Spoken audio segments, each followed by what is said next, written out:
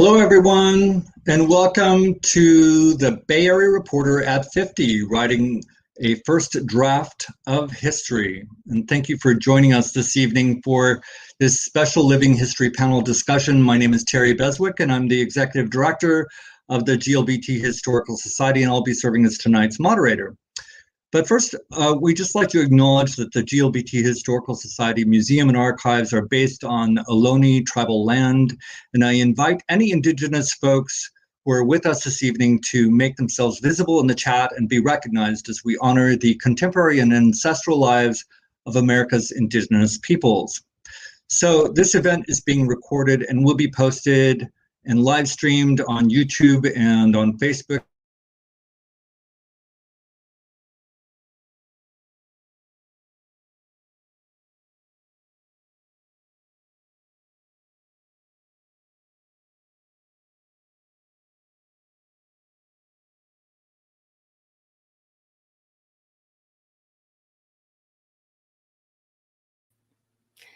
Hi, everyone. Apologies. It looks like Terry is having some technical difficulties, so I'll just take over here for a moment while we try to get him back on here.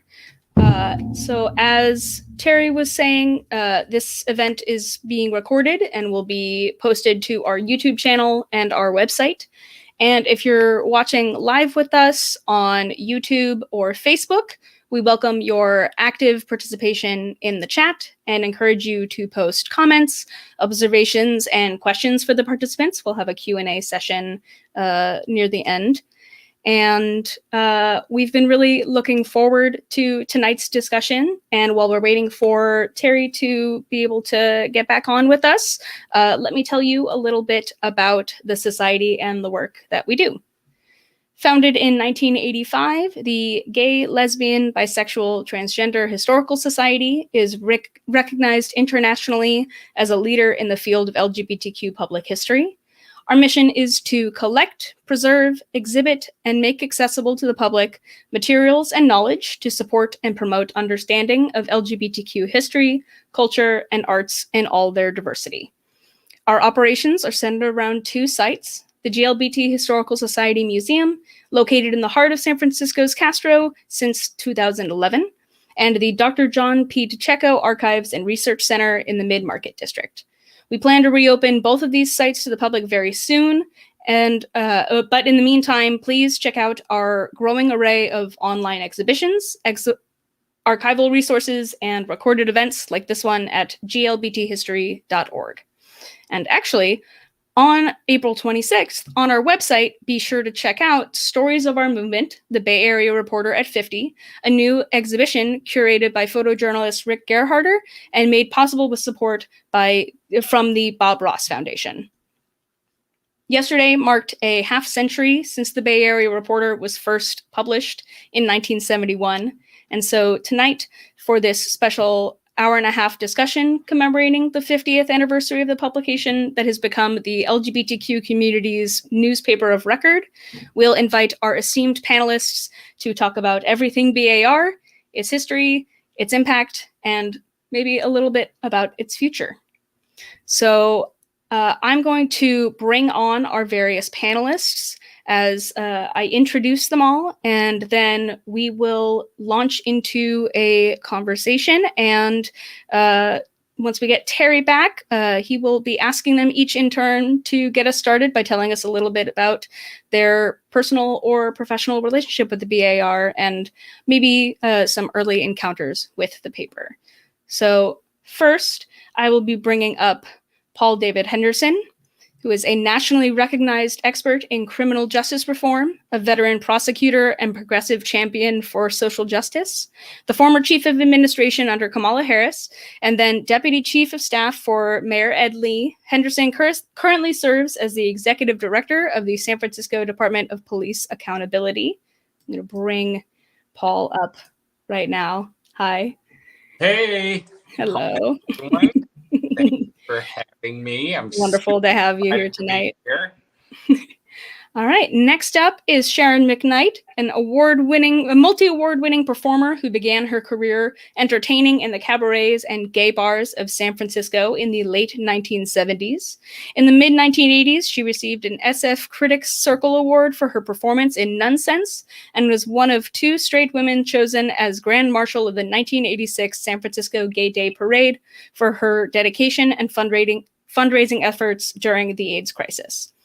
Sharon made her Broadway debut in 1989 in Starmites for the coveted Theater World Award for Outstanding Broadway Debut. She has 5 solo recordings to her credit, one of those being the Sophie Tucker Songbook, which contains the music of her one-woman off-Broadway show Red Hot Mama.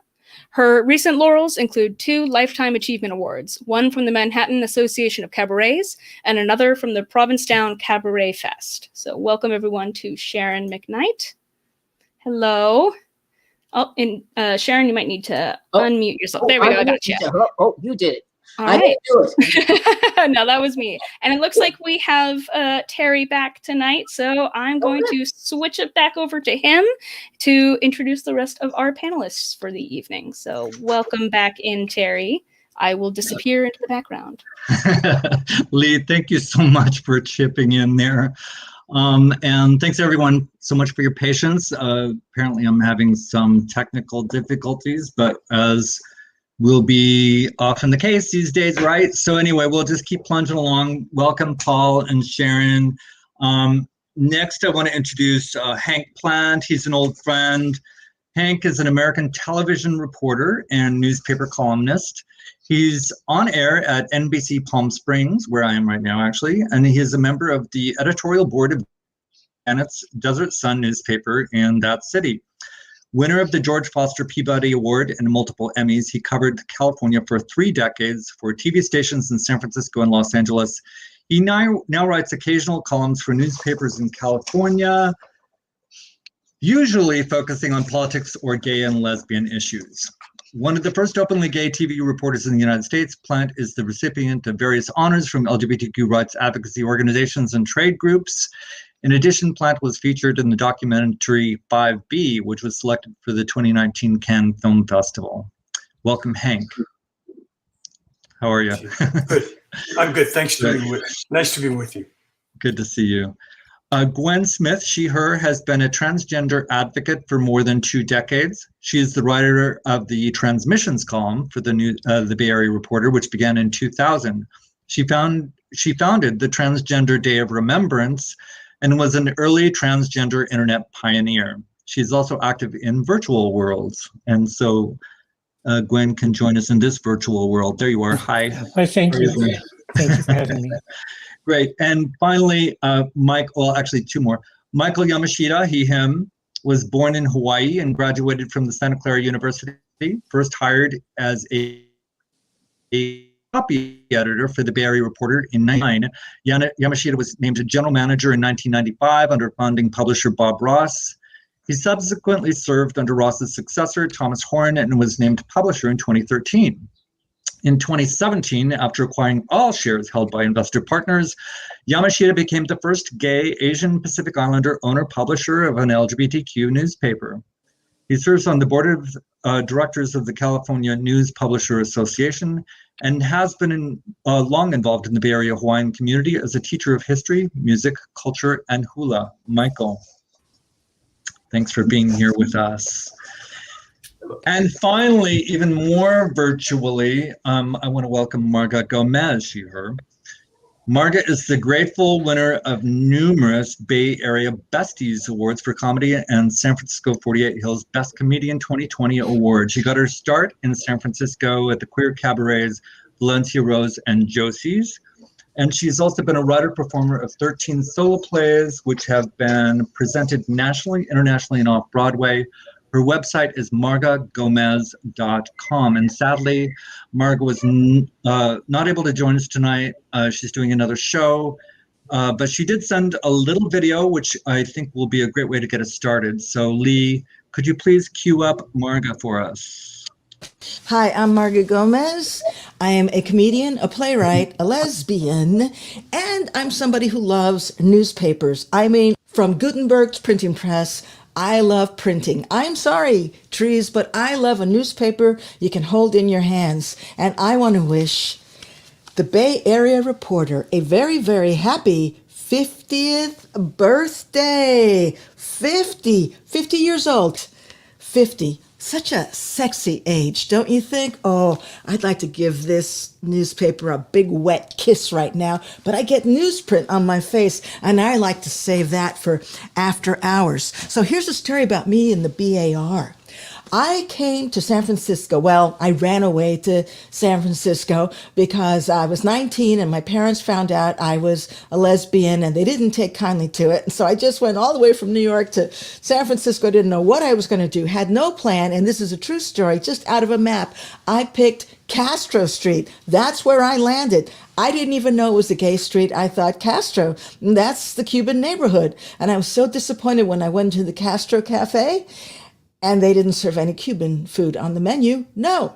But what I did find there was stacks of newspapers. It was the BAR. I picked one up. I looked for somebody to pay. Okay, no, I didn't. I was like, put it right under my arm and made off with it. But it was free. It's always been free, and it needs your support right now. But really, what I started reading it for was massage ads. There were so many massage ads in the back of the BAR, and all these masseurs, they were bare-chested, and you could only see them from the neck down.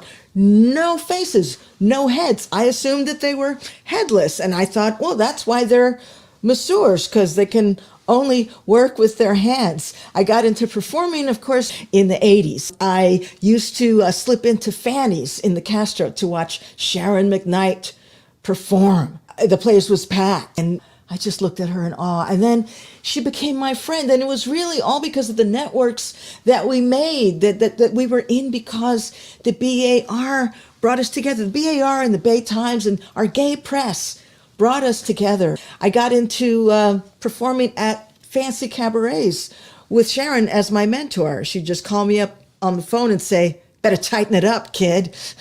Then there was the Valencia Rose and Josie's, and all of these venues, Fanny's, all of these venues depended on the arts coverage from the Bay Area Reporter. Our audience was activists. They depended on the news coverage. We all depended on the news coverage. This was a life and death time. And this paper still exists, and the writers are just as passionate. I don't know how, Jim, I don't know how you do it. Michael, I don't know how you do it. Donna Sachet, I don't know how you do it. And I want to give shout outs to Rink, Mark Geller, photographers, and Wayne Friday. Not enough time to mention them all, but hopefully they'll be discussed during the panel. Jim is my favorite. And Roberto Friedman. I can't forget Roberto, but Jim is my favorite of all time.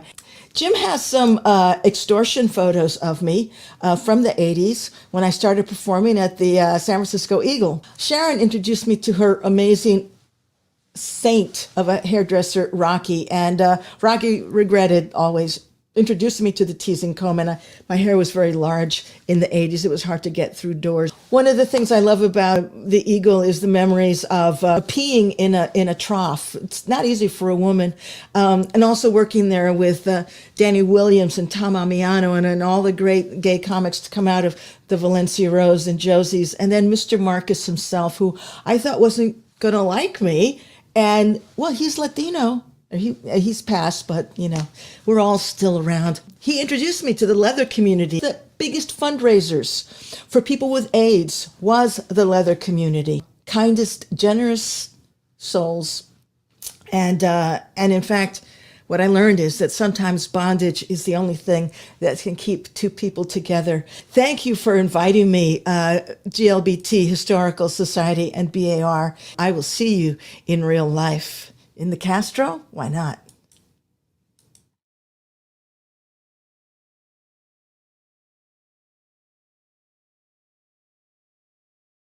All of Marga, of course. Thank you so much, Marga Gomez, for kicking us off with those remembrances of the BAR. And, and I think we all have a different kind of a relationship, as it were, with the BAR. sometimes personal, sometimes, we were in the news, and sometimes we were reporting the news or publishing advertising in the paper, or, running for office, whatever it was. And, Paul, I'm looking at you. I'm wondering, maybe something that Marga said may have provoked the memory, but can you tell us like anything that, what are your early remembrances of the BAR? What were your first early encounters? And talk about that. Oh, you're muted. There we go. Rookie mistake. So sorry. No worries. Okay. So I gotta say, so I'm a fourth generation San Franciscan, and I grew up my whole life here, really feeling marginalized, and I never really left the Bayview community. Even going to school, I would go to school, but come back to my own community. And I felt isolated. I mean, especially growing up, but that probably isn't unique to me. Probably a lot of people feel isolated growing up in high school, but being gay was an added element to it. I left. I couldn't wait to leave San Francisco.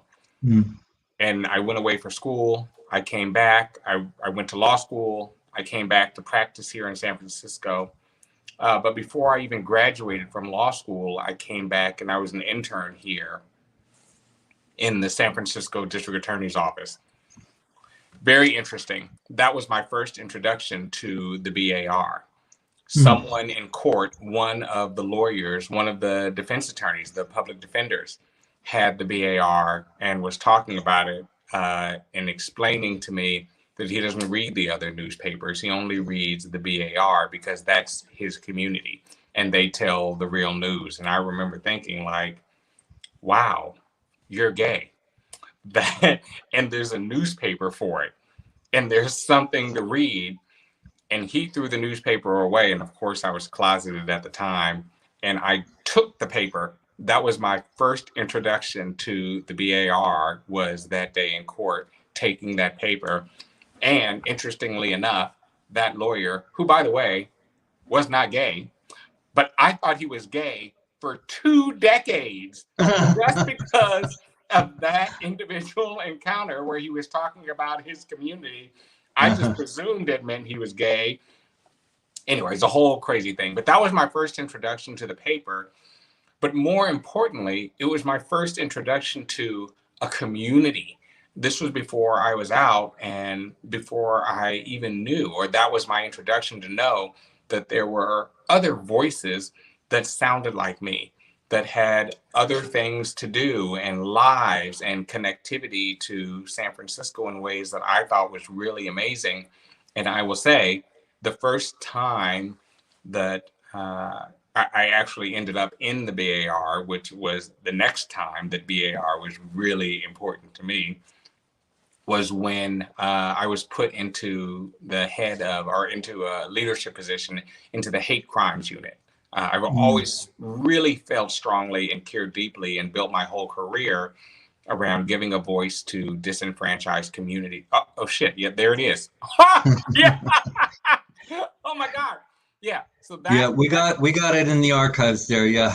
Yeah. So that page, that right there, was the first time in my career that I was actually in the paper, and coincidentally, what outed me as a lawyer in that work. And I think the description in there, they had all of these other people, and Wayne Friday was in there, and Chuck Haynes was in there, and all of these other investigators and lawyers, gay men, and Paul Henderson. And I felt like it was like, oh my gosh, it's so obvious. Everybody knows. And of course, everyone did know, right? And even without me saying it, everyone presumed that that was me coming out. And so who am I to stop a party? I just rolled with it. And that was my introduction into being out here in San Francisco. And I appreciated it, although I probably didn't feel like I appreciated it at the time. But I was so excited that I was getting some sort of recognition. And that recognition is what's important. And I just want to talk about the recognition just for a brief moment, because the recognition went deeper than just the article itself. It made me feel, as a Black gay professional here in the city, it made me feel seen. And I felt heard, that people saw me and valued me because I was Black, because I was gay, and because I was doing work that was meaningful to me. And from those days, the BAR has always been hugely significant to me and more a priority to me than many other news outlets. And I work with a lot of news outlets right now, and I will never stop prioritizing the BAR because of the significance and the importance and the role that I think they play for people to be able to see themselves. And even if it's not themselves, to see other people that are like them celebrated for being who they are, and specifically and intentionally celebrated for having an inclusive agenda for the broad array of the LGBTQI, etc. community, all welcomed into the fold. And I think that is extremely important. Having a voice and having a view, being seen and seeing others, I think is outcome determinative for marginalized communities. It really is. And one of the things that I say, and I'll end with this, so I don't talk too long, but we can't fix what we don't talk about. And we can't talk about what we don't know. I rely on the foundation of the BAR to know. I rely on the BAR to tell me about the issues that are important to me that I may not have discovered on my own, because I'm not going to find it on MSNBC, or local news might not cover it. But the BAR will cover it in a way that tells me how it's connected to my own community and my sexual orientation in ways that I can value it. I don't think there is a more significant role that a news medium can play. And especially in this day where we hear the term bantied about fake news and this isn't real. The BAR is the definition of what is real. And the BAR is the definition of what resonates with me as a gay professional here in the city. And I'm so grateful for my career and how it's been enhanced and reflected in the pages of BAR. And it has played not a small part in defining the opportunities that I've had in the city. And for that, I'll always be grateful, and grateful on behalf of the other members of the community that I know love the BAR as I do as well. So thank you for having me. I'm super excited. That's great, Paul. That's wonderful. Those are I especially love that story, about your first glance, and it's how ironic that it was in the hands of a heterosexual lawyer. I know, the BAR, if they call you, the reporters are always going to, if they don't know already, they're going to ask you what your sexuality is, and sometimes your age too, which can be awkward. But anyway, Sharon, let me go to you. I just, your career has been so fantastic, and it really traces my entire adult life, and because my adult life traces the AIDS epidemic also. And I just think, when I think of my earliest memories of the fight against AIDS, I think of Sharon McNight, and fundraising events and that kind of thing. But your career went way beyond San Francisco also, of course, in New York and outside the gay community. And but this is, what was your first memory or encounter with the BAR? Can you just talk about that, or what impact it's had for you? Well, I started in 1977 at Chez Jacques on California and Hyde. And the next year, we had the Briggs Initiative, which we rolled together and united as the entertainment community of San Francisco and started to fundraise against the Briggs Initiative, which was No on 6. And we did a benefit and for those who don't, I just want to say, for those who don't know, the Briggs Initiative, or the 6 Initiative, was an effort, on a statewide basis to ban LGBT people, gay and lesbian people. Register gay and lesbian teachers, not ban. registered. Right. Yeah. Right. Yeah. Right. Yeah. So it was nobody's business. It was just a step towards you know. You see. Yeah. Sorry to interrupt. Go ahead. Right before I started my career singing in nightclubs, I worked for the Mitchell Brothers. So I knew what censorship was, and I knew what bullshit was too. And I wouldn't take any of it. And there are legal things that we fight against for our freedoms. And this was one of the things that I thought should have been dealt with. So we did a benefit at the Castro Theater. I still have the poster framed upstairs. George Moscone made an appearance. This was a few weeks before he was going to be assassinated. And we won. And then that night, we went out and partied. I was working at Trinity Place at the time. We went out and partied. And I got a little partied. And everybody came out of the bars and was on Castro and 18th in mass, probably 200 to 300 people at least. The gay band with John came marching down the street playing something. I can't remember what it was. I said, stay and play some more. And he no, we got to disband, because the police were surrounding the area and it looked like there might be some kind of problem. So I said to some guy that I was with, probably Dean Ruff, who owned Trinity Place, I said, boost me up on top of this newsstand. There was a newsstand that looked like a little shack right there in front of the store. And I said, boost me up there. So they boosted me up on top of the newsstand.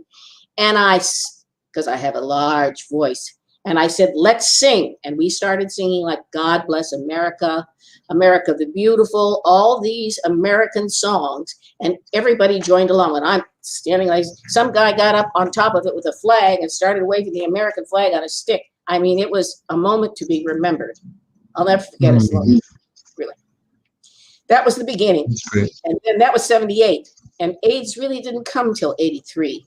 So there was a lot of fundraising just to get rid of the bullshit of people stepping on somebody else's rights. You know what I mean? Pisses you off, you know?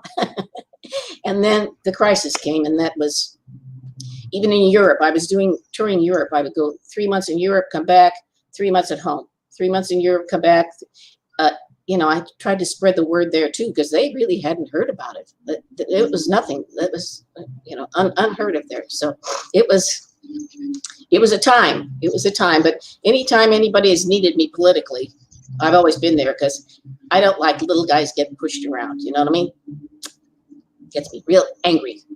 And then I have to do Betty Davis because I'm pissed off.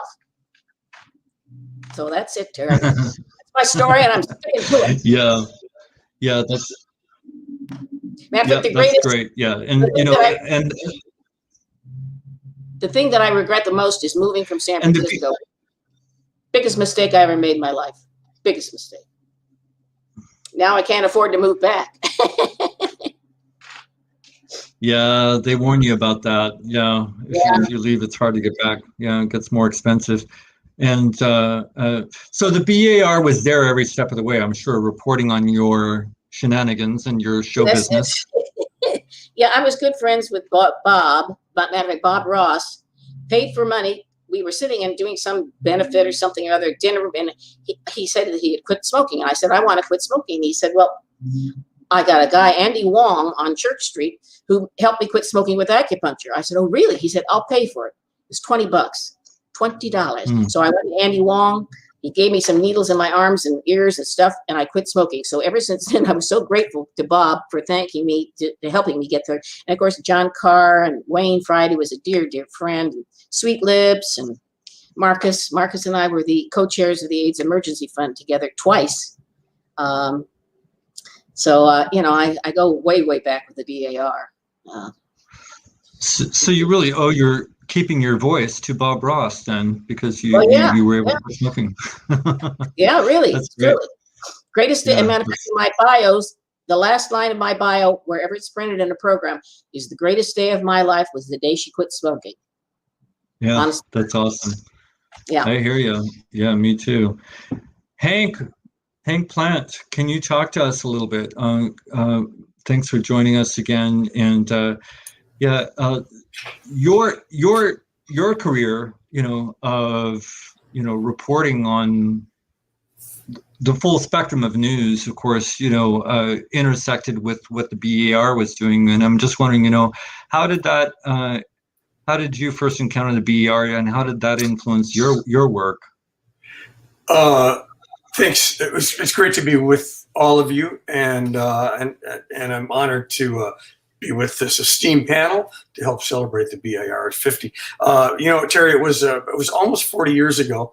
I had worked in several markets on television as a reporter and anchor, and I'd worked in LA, and I'd come from Houston to San Francisco, and I've been out since the 70s, first as a newspaper reporter and then as a TV guy. But nobody ever asked me to talk about it in a newspaper until the BIR called and said, well, you're new in town and we want to do a story on the new gay reporter and anchor because there aren't any. And I didn't know that. I figured there must be some in San Francisco. Come to find out, there weren't any in the nation. And I didn't know that. And so the BIR did, I thought it'd be a little story.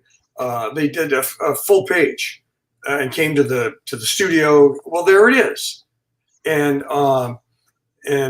boy, you're prepared. You are prepared with this. And they came to the studio, they shot me on the set, and I talked about being out, and it was an important moment for me. And I'm grateful that the story ran. And over the years, I've had a good relationship with the BIR. Bob Ross used to give me tips. I used to give him tips. He was a great news guy. He would call me up and say, hey, I remember one in particular. He said there was this gay bashing in San Jose. This guy was beat up by his neighbor. He got the whole thing on video. You want it? I said, are you kidding? So we ran it on the news that night. And because video doesn't do a lot of good if you're a newspaper. So he could use stills from it. So he would do things like that, and then I would give him tips on stories that I had. Yeah. I'll tell you. I'll tell you one thing. Yeah. I've always thought that being gay made me a better reporter, just as it made me a better person. I think that being gay made me a better reporter in that it made me more open to other people, less quick to judge, less quick to meet somebody and try to put them in a box. If I meet somebody, I don't just see a white male or a black woman. I remember there's a whole person there, I don't know, because people over the years have looked at me and they think, oh, there's just another waspy straight guy, and so anyway, it really has made me more open to other people's diversity. And I couldn't be more grateful. I think it's made me a more sensitive person, as many of us are. So anyway, that's all on that, I think. I like that philosophy very much. I appreciate you sharing that. And we can dig back into a lot more of that as we move forward here. You never know where these things are going to go. So Gwen, let's talk to Gwen. And Gwen, thank you so much for joining us. And I think your contribution to the BAR has just been phenomenal over the last couple of decades and so important to so many people. So you've been writing the column since 2000, correct? Yeah, I started writing for the paper. I actually started a little bit before that. Okay. But the column itself started in 2000. What had happened initially is that I had just started the Remembering Our Dead project, which was chronicling anti-transgender murders, and had written a little bit, put something out there on my blog about some of the issues that were going on, and word got to Cynthia Laird, editor, and she talked to me about doing an editorial discussing some of what I was talking about, which was there was a lot of attention being paid to some of the anti-gay murders at the time. This was shortly after Matthew Shepard. There was another one, Billy Jack Gavier, and so I kind of framed the story around, we're talking about these ones, but we're not talking about Rita Hester, for example, who was between those and some of the other anti-trans murders.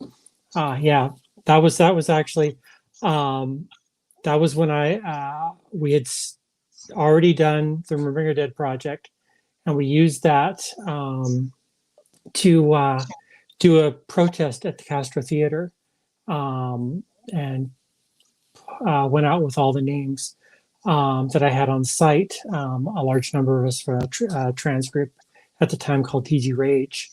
But we went out there with all the names that I collected at the time. That event kind of became, a proto Transgender Day of Remembrance. It's kind of what laid the groundwork, the foundation for Trans Day of Remembrance. Glad you found that one. Oh, yeah, it's actually Michael Yamashita helped us in pulling these from the archives before the event. So let's thank Michael for that. Excellent. But yeah, she had me do that. Yeah, but she had me do that, and then later on we discussed maybe we can turn this into a regular column, and I met up with her, and that's what ended up becoming Transmissions, which 20 years or 21 years almost, and really one of the first trans regular columns in an LGBT paper anywhere. I think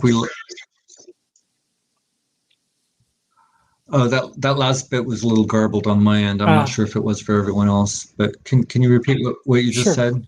Sure. Just that Transmissions is really the longest running trans related column anywhere, and probably also the first trans focused column in a paper. Yeah, that's where it started right there. And there, I almost and there brought we my have paper it. copy. Is this one of the... That's the very first. Was this the first one? That was the first one. Okay, yeah. I love how the BAR always had those icons for new columns, and we can't really see that one. Do we still use the same icon for your column? I don't think so, but it was used for many years. That logo there it is. Yeah. Okay, great. Okay, cool. Yeah. Super. And we'll come back to you, of course. Michael Yamashita. Let's bring Michael up, last but not least. Maybe, Michael, you can just talk to us a little bit about your early encounters. Were you a copy editor or assistant editor? What was your first role at the BAR? Did you just apply for a job, or what happened? Yeah, exactly. I applied for a job right out of college, and it was one of the few interviews that I was granted, and right on the spot, well, maybe the next day, I was hired. And I was forever grateful for getting that break. I'll never forget meeting with Bob Ross that first day. I didn't know what I was getting into, but very soon I realized what I was getting into because how Bob was. But anyhow, it's been quite a ride all of these years and now decades. But I, of course, at that time, I was just getting my start. I had just graduated with an English degree, so it's like, well, what are you going to do with that? So I applied to every publication in San Francisco at the time, and national magazines also had offices here, so there were quite a bit of publications in San Francisco at the time, and this was what, 89, and I thought, well, I would love to work for a gay publication. It just seemed, as a young person, it was something fresh, new, and different, right? I could be gay and myself. I could be out. I wouldn't have to deal with that at a mainstream publication, right? Coming out to your coworkers and all that. So I thought, wow, this would be a nice, something different. I think I'll give it a try. And yeah, I was an assistant editor of some sort, but it was pretty much, copy editing, overseeing a bit of the production, putting the paper together. In those days, we used to do the old-fashioned way of typesetting the columns and actual paste up on boards with the wax machine and X-Acto knives, cutting out little designs to put into the paper. So and we've progressed since then, obviously, but along the way, I was given many breaks, one of which in '95, Tony Lindsay, who was our manager for a long time, he had died suddenly overnight of a diabetic heart attack, unfortunately. And after a couple of weeks, Bob came to me and said, "Hey, do you think you want to take over Tony's position?" And I thought, well, who's going to give me a break like this, totally out of my field. And I thought, well, I might as well try it. If I don't like it, I could just say it wasn't for me. And that lasted for a long time until when Tom Horn became our publisher after Bob passed away. Then Tom was publisher for about 10 years. And he said, now it's time for me to go and it's time for you to take over. So here I am. Every time I thought I would get another, I would try to, make the jump to something like the Chronicle or the Examiner or something. There was always something like a bust or some kind of, dire economic situation where they weren't hiring, they were firing. And so it was kind of like, okay, I guess I'm going to stay put for a little while. And then that became another little while, and then became another. So, I know it's very unusual today to have lasted at the same company for all this time, but it just is the way life works out, and worked out for me. And I was given the opportunity to, purchase shares, and then eventually to become the sole owner. Really, because I never really gave much thought to it. It was the natural progression of things for me and for the BAR. And in a way, I thought, well, if I don't step in, what's going to happen? What's going to happen to all these people? What's going to happen to our community? And luckily, I was able to do that through some, minor miracle. But hey, and so I will forever be grateful. My whole life has been working at the BAR and with all the wonderful people that have, passed through our doors or been in our pages. So I can't say enough. I came to San Francisco. I'm originally from Hawaii. I came to San Francisco after college. I thought I would live here for a few years and just, experience the city. And that year or few worked into, it became 5, became 10, became 15. And, I've been at the paper now for 32 years. So I can't believe in myself. That's amazing. So it's been a long journey, and it's still going. So you're trying to tell us that this was not your master plan to become the publisher when you got the job in 1989. One thing led to another. Never. So you got to know the business.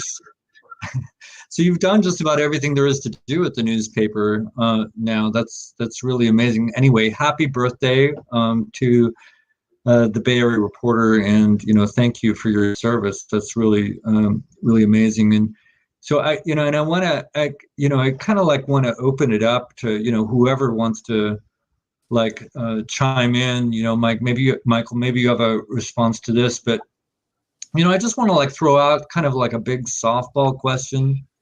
What is the significance of the Bay Area Reporter, specifically to the LGBTQ community, and whether it's politics or arts and culture, or sexuality, or gender identity, or whatever it is? What is the impact of the Bay Area Reporter? Paul. Okay. You're it. Because I thought about this, and I think it's really important, and I don't want it to be lost, because we're all friends and we all value the voice that the paper has played in our lives.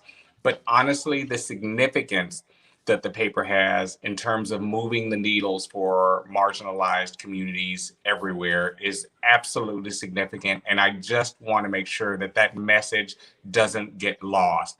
Having a process, and I've said this in the past about myself and my own career, and I've run for office and lost, but I've known that the things that I have done that I see others trying to do, and making a name for themselves in management, in leadership, in community advocacy, being able to rely on the newspaper like the BAR to have your voice heard, your image seen, your photograph taken by Stephen Underhill.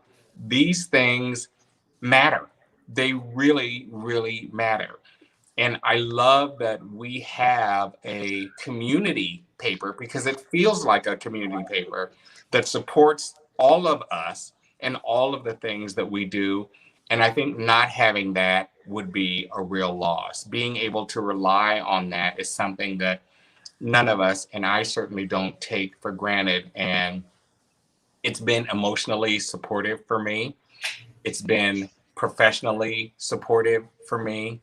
And it's just one of the things that I'm eternally grateful for as a member of this community, to know that behind me, there is an institution that values who I am in whatever direction I choose to express myself, with support and with recognition that does not come in other areas. And that's just really important. And so I just wanted to articulate that and say it, because I think so oftentimes we take so many of these things for granted, and I do not, and just wanted to recognize that as a real value for the paper, as it's been for me, and as I know it's been for so many people around me. So thank you for your ongoing commitment and of all the work that you've done in the past. So.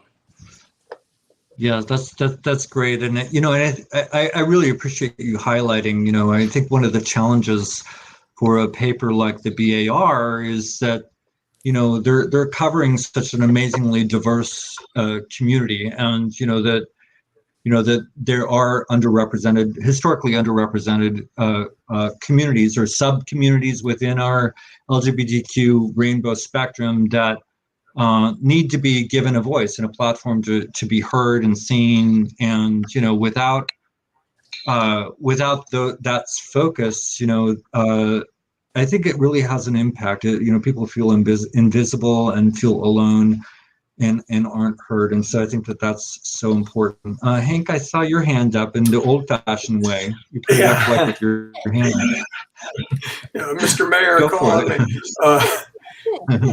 who better to cover the LGBTQ community than LGBTQ editors and reporters? I mean, this June 5th, will be the 40-year anniversary of AIDS. On June 5th of 1981, Dr. Michael Gottlieb discovered 5 cases of gay men in Los Angeles who had this weird new pneumonia, pneumocystis pneumonia. That was the beginning. The network, he published something in the medical journals. The gay press picked it up. The networks didn't do that story for a year. It took the Bay Area Reporter, the Washington Blade, the New York Native. LA didn't have much of a gay paper at that point to do these stories. There were a few of us. I'm proud to say it was a work I'm proudest of in my career, covering AIDS in the beginning. A few of us were doing it on television here, Boston. But the disease killed over 700,000 Americans. People talk about this pandemic today. I heard a reporter on CBS radio say, "We've never faced a pandemic in this country." I called them up and they put me on the air, and I said, "Of course we have." So even today, straight reporters accidentally, they forget. It's not their community. They're not plugged in. So the role of the gay press cannot be overestimated. Yeah, and Sharon, talk. Yeah, and I'm also, AIDS is so huge for the BAR, but I'm also thinking about the arts and culture section of the BAR, which has always been so amazing. To have such a range of coverage, whether it's reviews or just the calendar section or whatever. Can you talk to me about the impact of that? Culture, yeah. Actually, bring us some culture. When people, in the very beginning, when I started out in 1825, the covered wagons came over, and what happened was people didn't have a place to meet except for maybe gay bars, because it wasn't that social media that was going on. People met in bars and hooked up like that, and they went to clubs and hooked up like that. Their first dates were at, cabarets and stuff like that. Matter of fact, 2 of my fans just celebrated their 40th anniversary of being together, and their first date was me. So I'm high on the register there. But that was a place where people met because, people are shy. Maybe they picked up on the street. I don't know. I wasn't on the streets then. But it was just a place to meet. Bars were a place to meet and fundraise. There were so many political causes at the time. So the arts were important because it was a place to socialize. And we needed to socialize in the very beginning because everyone was shy. They didn't want to come out. They didn't, maybe my mother will see me in the bar. I don't know. My friends, my classmates or whoever I work with, it was tough coming out in a sense. I was out there going, come on in, come on out, come on in, come on out. Everything's going to be all right. We got your back. Don't worry. So that's what the arts did, I think. Help unite people. And thank God for the bar because they covered the arts a lot, Mr. Marcus's column, I was in there almost every week. And I don't really have any leather, really. I don't. And I look really shitty in leather, as a matter of fact. But, I was in a column here and a column there, promoting this and that, and, fight the fight, and, raise the money, do the benefit. Right. Can I just jump in, Sharon? I mean, that's the point that you just raised, Sharon, I think is a really good one. I rely on the BAR to tell me if there's an exhibit coming to the MoMA or if there is a special person performing in the ballet. I want to know that that's an LGBT person, and it's not going to be in the Chronicle. It's not going to be on KTVU. It's going to be in the BAR, and that's how I know when I see that person on the stage. Oh, that's the one. Oh, that's a lesbian. Oh, this is a trans performer. Oh, this is a whole gallery of fill in the blank. That's the stuff that I really value, and I think it's so correlated to the arts and to culture, especially for our community. And again, this is an absence that does not get filled in mainstream media. And when you talk about the fake news, that's the fake news, that you are presenting these people as if they are the whole people, not reflective of our own community. And so, again, I just didn't want that point not to be made when you were talking about culture and the arts, because so much of what I get from the BAR includes that direct and intentional lens of identification and support. Sorry to interrupt. That was really important. They're everywhere. They're everywhere. Look at it. Everywhere. Yeah. So, Gwen, do you maybe you have something to add to that? But I'm just wondering if through the course of your column, do you have is it a one-way communication? You publish your column, or what kind of dialogue do you get going from your readers? I'll get feedback either on the site or oftentimes people contact me through social media or email in some cases to give me kind of feedback on what I discussed, whether good or ill. So there's a dialogue that builds with things that I'll talk about. And in some cases, I'll actually start teasing some of what I'm discussing on social media in the week before, and kind of refine that down and find what other people are saying about it to make sure that I'm not just talking from my point of view, but I'm also getting the broader point of view.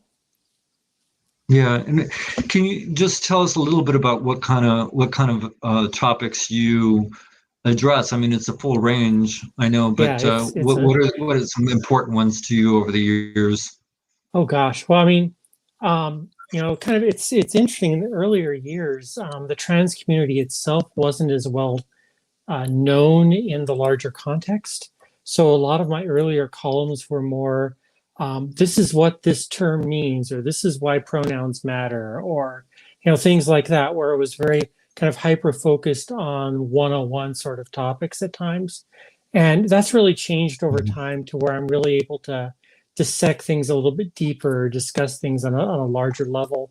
One that I did a while back, for example, that I was really pleased with, was kind of breaking down the character of Corporal Klinger from the old MASH television show, and kind of discussing how this character that was really this funny dresses in women's clothing to try to dodge the military You were seeing that image being used continually when stories, both positive and negative, were coming up regarding the trans military ban. And really having to break that down and say, well, no, this really doesn't represent the trans experience. This is an entirely different thing than what we're doing. So it's really been able to take it and discuss current issues, discuss topics that are going on, and kind of build a larger dialogue on it, through the column. That's great. And Mike, I know that today or yesterday, the 50th anniversary commemorative edition came out of the BAR, and there's some great articles in there about sort of the history of the BAR and how it's changed over time. I mean, obviously, early on, it was about the bars, right? It was basically I think Bob even used the term bar rag and in one of the editorials. And it was a lot about the drag scene also. So it wasn't later until, there was really an awareness of all the different, the trans community and different,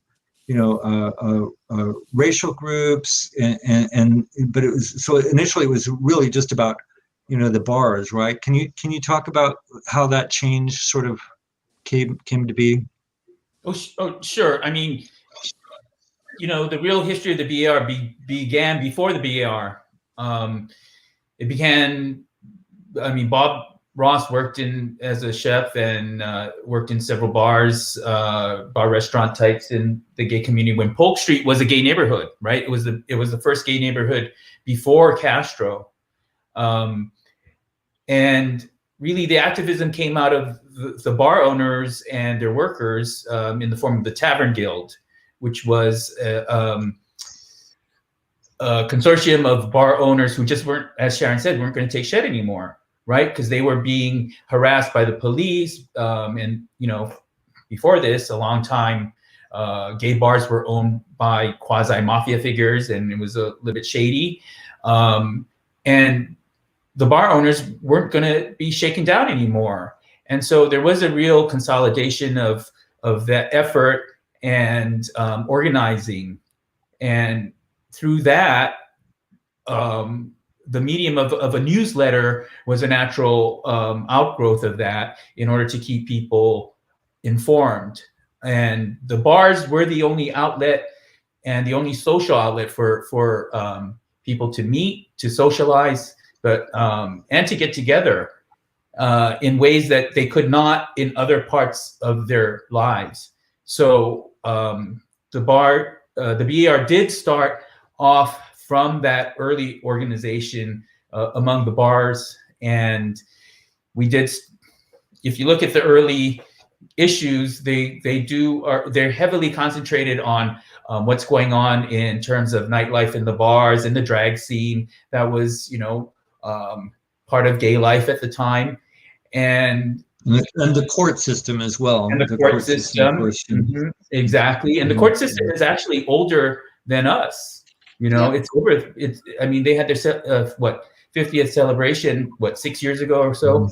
And so the BR is sort of was a natural outgrowth of all of that ferment. And very soon after, Harvey Milk was our first political columnist. And he was the one that really emphasized the need for political organization. And after he started to run for office and he became successful, he gave up his column, obviously, and we soon had Wayne Friday write the political column, who was a mainstay and a source of so much political maneuverings and organizing and everything until he gave up the column in the 90s. But it was, that was one of the keys to our success was Wayne Friday's scoops at City Hall. People at City Hall would just pick up the paper to find out what was going on in their own building on Thursdays, right? And but our coverage has changed as our community has changed, as history has changed. So from the early bar scene and the court system, there was the more emphasis on politics and elected office. remember we had the lesbian sweep on the Board of Supervisors with Carol Migden and Susan Leal. Roberta.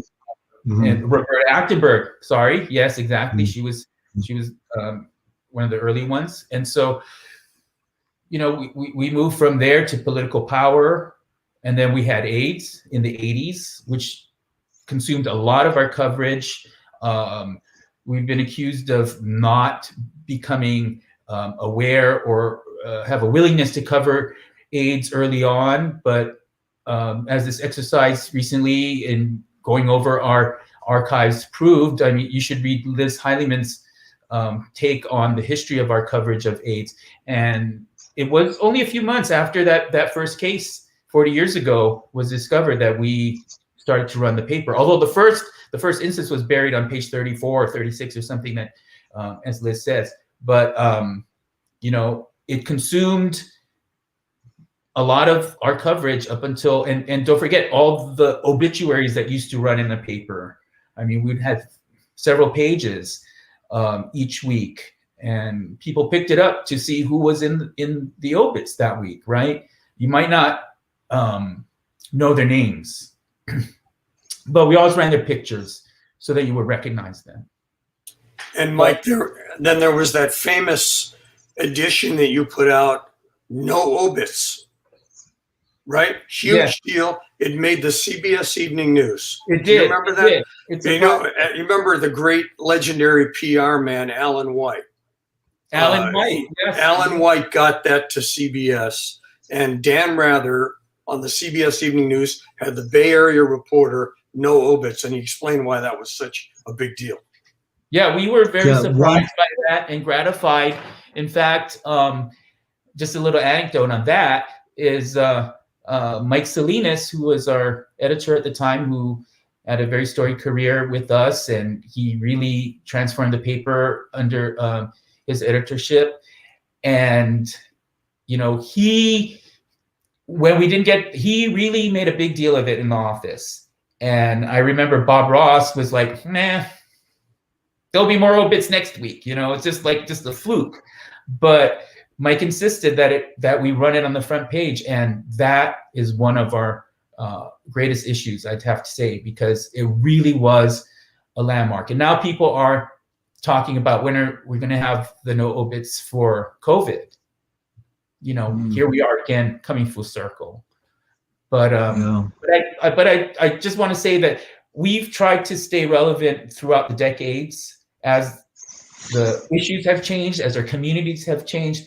So, you know, after AIDS, then we started to cover the gay marriage movement when it was just some kind of far off dream, like no way will people ever get married. And here, you know, it's been achieved. But I can remember when it was just like it was a crazy idea. Nobody's going to let us get married. And we've achieved that. We started to move into transgender issues when that became a new thing for in terms of awareness, right? And we got pushback from readers. A lot of readers were a little upset with us because they're like, well, what are you covering all of this stuff for? You know, you're not covering what you normally should be covering. And, you know, we've had a lot of, proud moments by really pushing back and really pushing the envelope. We've done a lot of unpopular coverage, but I think time has borne out that we were probably right in pushing for these. And we continue to do that today. You know, we're watching, we're watching the landscape and developments for our readers, right? They don't have the time or the bandwidth to concentrate on the minutia of what's happening. So even just as recently, Matthew Bajeko has been keeping tabs on the number of LGBTQ elected officials. And we have a problem because we don't have very many coming up down the pipeline, and they're getting fewer and fewer. So this is a upcoming problem about political power, right? And maintaining that. Yeah. So we're watching that. Yeah. If it hadn't been for him, it might not have been noticed, as well as all of this SOGI data that has not been collected by the state. And now that we have an epidemic, where's that data? Prioritize the risks put to HIV positive people and LGBT people in general. We know there are risks, higher risks, but so. Yeah, I have to say, Michael, I love to see your passion, which is, of course, you're the man behind the curtain and nobody even knows, that you're passionate about what you do, which is very clear. But I also just want to call attention to, just having a special audience, special topic or special population paper like this, and people may question whether it's needed anymore, whether there's value to that. But just having reporters, whether they're in arts or politics or whatever, just having that laser focus on the LGBTQ community's interests, obviously triggers reporting in other media as well. I mean, how often? And Hank, I'm just I don't want you to admit that you were using the BAR to inform your news stories for the TV station, but did that ever happen? I mean, do you see that happening? Explain your question to me, Terry.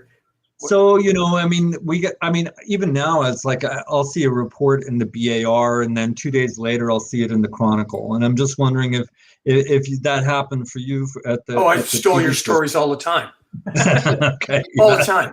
All the time. And so did Herb Cain, and so did Phil Matier, and so did Jerry Roberts, and so did all the political reporters. We steal, they say imitation is the sincerest form of television. Right. We steal stories all the time. Yeah, absolutely. No, because your people were much more plugged in. Matthew is as plugged in or more than any of the mainstream media political reporters. So why not steal his stories? Right. Yeah, absolutely. Yeah. And hopefully give some credit too. Never. Yeah. Never give credit. Never. Yeah. Just put a new headline on it. Yeah. Yeah. Right. So no, I always tried to give credit to you guys. Yeah. Absolutely. Yeah. And but there's been those pivotal stories that have just really changed the paradigm for the LGBTQ community. And you mentioned the no obits and the marriage stories. Can you all think about any others that were big stories that just had an impact? May I don't want to dominate this, but this is what I did. California consenting adult law, 1976, done by three straight men. Willie Brown was the Speaker of the Assembly. George Moscone in the state Senate. Jerry Brown was the governor. It decriminalized gay sex in California. It passed by one vote. They needed Merv Dymely's vote. He was the Democratic lieutenant governor. He was hiding in a bathroom in San Francisco. He didn't want to vote on it. They sent a helicopter to pick him up. The helicopter pulled him out of San Francisco and took him to Sacramento. They made it clear to him his career would be over if he didn't back this. Willie Brown introduced that bill every year since 1970. They finally passed it in 1976. It became law in 1977, a full year before Harvey Milk was elected. That was huge for the LGBTQ community. And the BAR was reporting on that every step of the way, of course. Yes. Yeah. Right. And, and that brings up something else, and maybe others would want to comment on this, but, we're talking about the BAR reporting the news or reporting upcoming events, but, the BAR also had an impact on the news, right? I mean, as an advocacy newspaper, and and I don't know if it had an impact on that specific law, but certainly, Willie Brown was reading what the BAR was reporting every week and influencing his decision because he wants to be reelected, right? But I wonder if anybody else has comments about the role of the BAR as an advocacy paper or influencing our culture. Paul and Gwen. I just want to talk, and I think we started talking about this earlier about, and I think Michael was alluding to it, was the criticism of what's the relevance now in terms of those same stories, and it changes and it evolves, right? And so one of the things that I just want to point out is that still today, the LGBT community is still one of the most marginalized groups when we're talking about civil rights. We are the last community to be evaluated. And there's always competing interests with homeless, with immigration, with communities of color, but exclusion of one is diminishing all. And so I just say to the critics that we face from, why are we addressing this when this is not my issue? I'm not trans, or I'm not short, or I'm not tall, or I'm not a lesbian. It matters for all of us.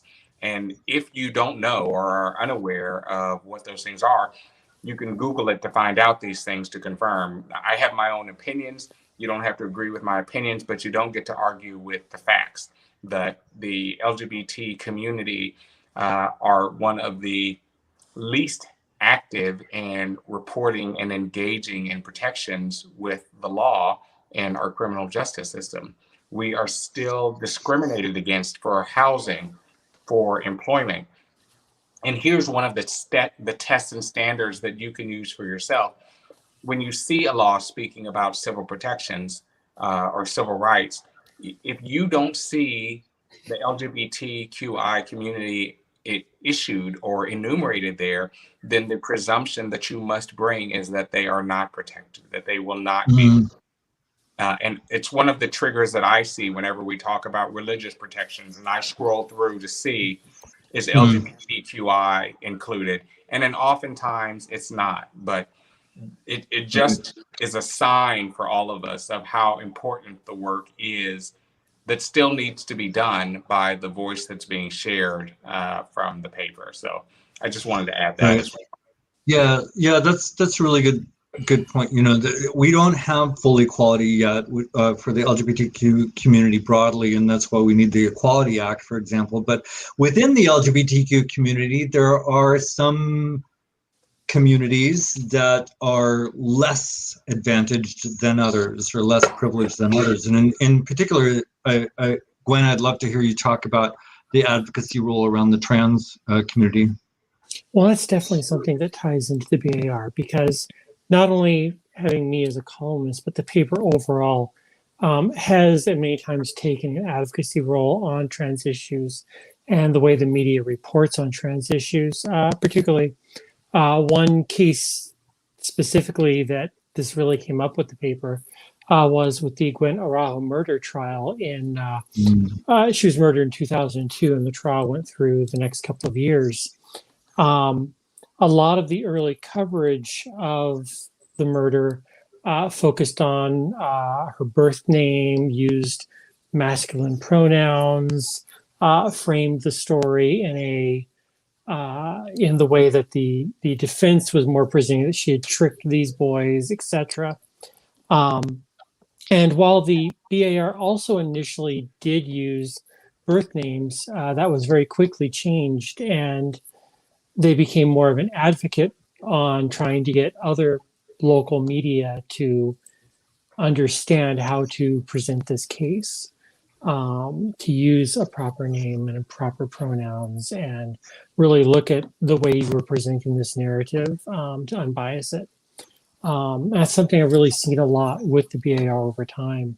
Even in that case where they may have initially not followed the best guidelines on that, they did pick up very quickly and evolved as a paper, and ended up really taking an advocacy role on it. Yeah, that's great. And I'm sure you played a role in that. And I think, you know, it's just important to acknowledge, you know, that, you know, within the queer community, people's understanding, you know, changes over time. And, you know, and I think the paper plays a great role in educating each other, ourselves, in understanding that, you know, using, you know, a dead name or incorrect pronoun can, you know, even if it's a murder victim, you know, can cause harm to readers, you know, that are experiencing that kind of disenfranchisement themselves. And so, yeah, I think that's a really important point. Hey, thank you. And Sharon, it seems like it's getting dark where you're at. And I just want to make sure you're still The there. sun Okay. is going down. It's called Sunset in Los Angeles. It's called Okay. Sunset in Hollywood. Yeah, yeah. They See, the have light that. is on the back. I have an automatic timer back there, but this is just the sunlight coming through. And then I look younger. I look much younger. I'm ready for my close-up, Mr. DeMille. You know, one of those deals. Yes, thank you. I'm still here. Yeah. So you know, and you're the arts and culture person on the panel, and I just gotta like ask you, you know, did the BAR influence you know, what you do with your career? I mean, your career choices, or did the reviews? Do you read reviews? You know, talk to me about that. You know, I mean, how has it influenced, you know, not just you, but also, you know, your colleagues in the industry? I'll tell you a little secret there, darling. I slept with John Carr 6 times. I don't believe you. That's right. Good idea. No, John went to see things, you know what I mean? The only bad review I ever got in San Francisco was from the Sentinel. And I still remember the guy's name. Yeah, Ray Chalker. Right. I mean, I know all the oldies, you know what I mean? But no, I just do what I like to do, and they liked what I did, so it worked out great. They really didn't influence me because I'm my own man, so to speak. I've always been that way. So ornery is what my father used to say. She's ornery. So yeah. Yeah, well, thanks for being honoring. Yeah, well, thank you for all your work that you've done over the years. And yeah, you mentioned the Sentinel, you know, which actually, you know, played a role. I mean, the Sentinel and the Bay Times, you know, of course, have played a role over the years in our politics and culture in San Francisco as well. And you know, at the Historical Society, with support from the Bob Ross Foundation, we were fortunate to digitize the entire BAR. In case you don't know, you can go to our website and you can put in your name and unearth all kinds of skeletons, keyword searchable. And so there's a lot of bodies to be unearthed there still by researchers, you know, but that's a lot of material there with a weekly newspaper over the course of 50 years. And, you know, I'd love to do the same with the Bay Times and the Sentinel as well, actually, even though they're very different. When I started out, there was at least 6 gay newspapers. 6. Oh, wow. They were different sizes. Some had staples in them. They were booklets. You know, I mean, I probably have them there all upstairs. I'm a scrapbook kind of person, and I save every sheet of paper. It's a horrible thought, but I do.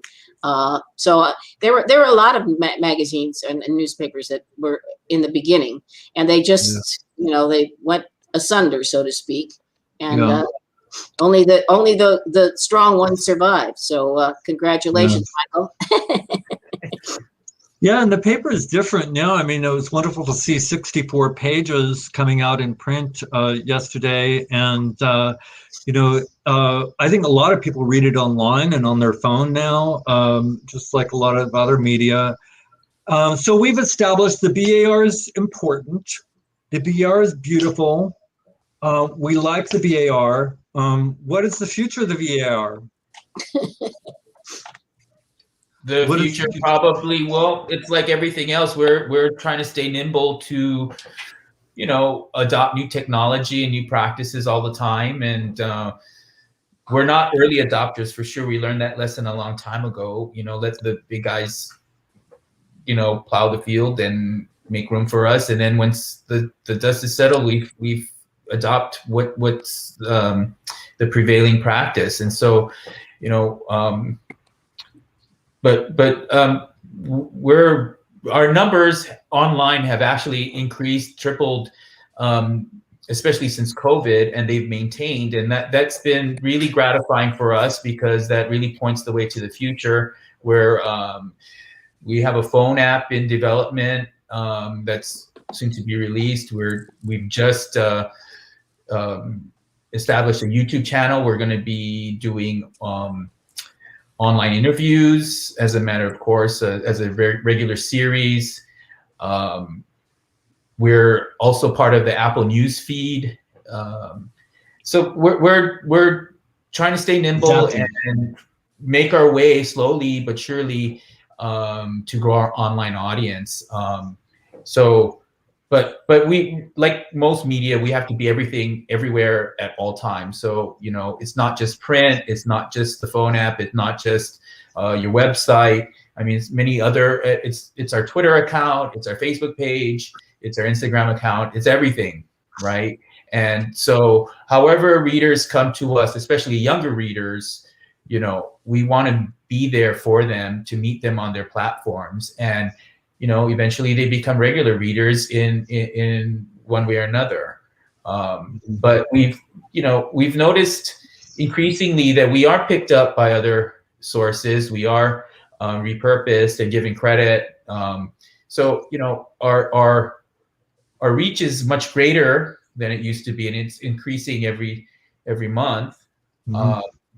And we have partnerships with other publications. That's another thing that I've developed in recent years, is really working with other publications, both in San Francisco, in the state, and also nationally, collaborating with other LGBT legacy papers in other cities who are the BARs of their city, like in Philadelphia, Chicago, New York, and Dallas, and other places. And so, you know, we adopt best practices and share resources. So, you know, you can't just operate in your own silo anymore. You really do have to collaborate with your peers. And I find that really gratifying. It's really, you know, you don't feel so much alone, and we're all working in the same field, although for different purposes. But, you know, it really helped us grow, helped us, you know, really adopt new technologies that we probably would not even thought about doing. So yeah. So does the BAR have a channel on TikTok yet? That's what I'm wondering. You know, until we can figure out how to make that work in the grand scheme of things. You gotta get small bites. Small bites. Yeah, and you know, we just have a few minutes left. If anyone has any like final thoughts, anything that you want to say, and Paul, I'm going to start with you. Okay, thank you. I know I get all excited. I'm so sorry. I feel like I have so much to say. But what I think would be really helpful, and Michael was just alluding to this, is that it's a heavy lift. Media is changing, and the BAR is changing and evolving. But what I wanted to stress is that it's not the BAR that's alone. And to the voices that are here and the audiences that are listening to this and have valued the BAR over the years, I hope that people see and hear this and they walk away with a sense of entitlement about the work, but they also walk away feeling empowered to be an advocate so that the work can continue. And to the degree you value these voices and the work that's been done by the BAR, you have to be communicative about that. I would like for other people to be posting more of the information from the BAR on their own personal websites, on Facebook, on Instagram, and on their TikTok to feature and show the paper. And these are just some of the small ways that you continue to make the paper relevant, because we can't expect other people around us to value the BAR more than we do. And the way that we value it is by donating. The way that we value it is by volunteering. The way that we value it is by submitting our stories and by proliferating those stories to our network so that our friends, family, neighbors, and peers see that we value this voice as well. And so my takeaway from this evening is that more people start thinking intentionally about how to elevate the voice of the BAR and their own social networks. That's I just wanted to say that, because I think people feel this.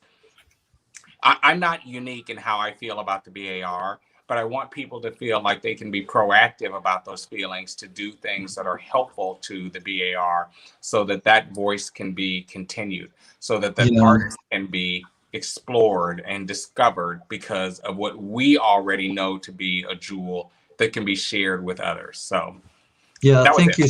That is so well said. And I think, you know, Hank mentioned earlier, that we don't take the Bay Area Reporter for granted, but I think actually, that a lot of our older LGBT institutions can begin to be taken for granted. I can even speak for my own. And sometimes it just feels like, people forget And Paul, you're a San Francisco native, and even in San Francisco, I just think about young kids, you know, that are like just coming to terms with their sexuality or their gender identity.